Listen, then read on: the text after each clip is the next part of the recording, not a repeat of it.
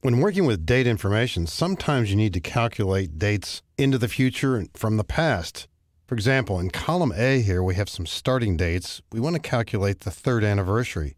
Now, third anniversary might mean years, it might mean months, but either way, a function called EDATE will allow us to handle this. Equal EDATE, left parenthesis. Our starting date in this case is cell A2, comma. The 3-month anniversary, we'll simply put in a 3, will be the 15th of October. And quick double click here to copy these down the column, and we see what's happening in all cases. So we don't have to worry about the actual number of days because that varies, but this simply says 3 months out using the same day. And what might happen here if, for example, one of these dates, and I'll change one of them on purpose here. Let me pick a date here where it does cross into months that don't have 31 days. We'll use the one right here. Change this to be a 31. And of course, there is no 31st of April, so as you might expect here, we do get the 30th of April. So EDATE 3 here, meaning 3 months, but in that one case, which is different than the others, we do see what's happening there. There is another function related to EDATE called EOMONTH, meaning end of month. Look at the information in column D. Perhaps these represent starting dates for employees within an organization. And maybe once they've been there for 3 or 4 months, a report is due on their progress.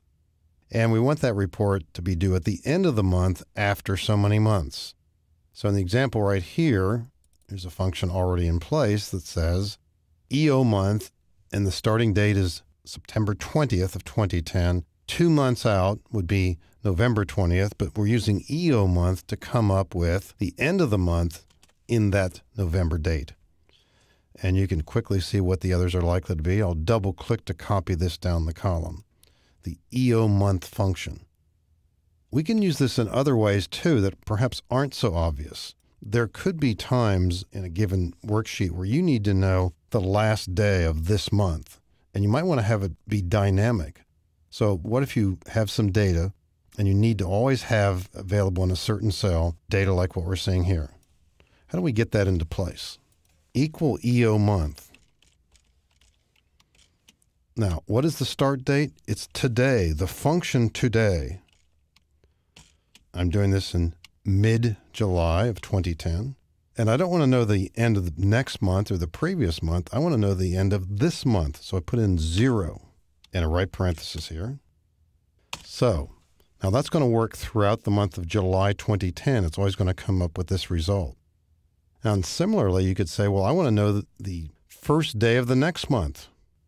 If this gives us the last day of the current month, why don't we alter this formula? And remember, it's always going to give us the last day, but if we add 1 to it, it's always going to take us into the next month. So here's a formula here that will always show us the first day of the next month. And of course, that's a dynamic entry. It will change as you open and close this file. We can also use EOMONTH with a negative entry as well. We want to know the last billing date, which happens to be the last day of the last month. So let's alter this again and use a -1 here. Let's go back in time. The last day of last month. Now again, I'm in July 2010 as I record this, so this is June 30th of 2010. And you can also imagine the follow-up. Sometimes you want an entry in a given cell that's always the first day of the current month. Well, if this gives us the last day of the previous month, let's simply add 1 to this. And we've got that capability as well. So you can see different creative ways to be using this function called EOMONTH. Remember also its companion EDATE, which simply calculates a number of months typically into the future, but also even into the past. Going back here just for a moment, if I put in a -3, we can show when was 3 months prior to this entry. Of course, that's going to be April, as we see it there. So different ways to use these two functions, and don't overlook the use of negatives, which are just as valuable in some situations.